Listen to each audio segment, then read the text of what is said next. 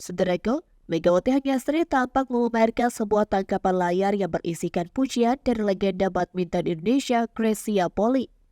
Melalui Instagram story pribadinya di akun @megawatihanyasriP pada Selasa 19 Maret, Megawati terlihat mengunggah ulang postingan dari Gracia.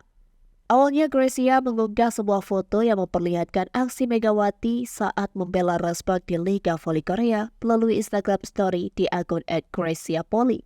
Tak hanya menampilkan foto, Gracia juga membubuhkan kalimat pujian untuk pevoli berjuluk Megatron itu. Dalam caption yang Gracia tulis, Megawati disebut sebagai kebanggaan Indonesia. Unggahan Gracia tersebut lantas langsung mendapat reaksi dari Megawati.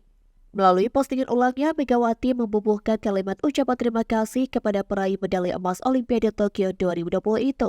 Gracia tampaknya menonton siaran ulang pertandingan yang dilakoni Megawati bersama Respak, mengingat saat ini Liga Voli Korea tengah rehat sejenak sebelum memasuki partai playoff dan final. Ya, Megawati bersama Respak saat ini tengah bersiap melakoni playoff Liga Voli Korea melawan Pink Spider. Laga playoff antara Respak versus Pink Spider bakal berlangsung pada 22, 23, dan 26 Maret.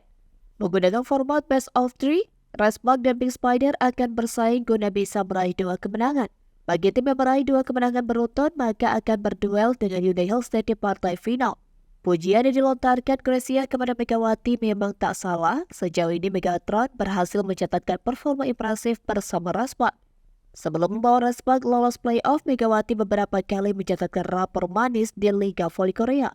Pertama, Megawati menjadi pemain asing Asia pertama yang meraih MVP di Liga Voli Korea musim ini. Kedua, Megawati berhasil masuk dalam daftar pemain All-Star Liga Voli Korea.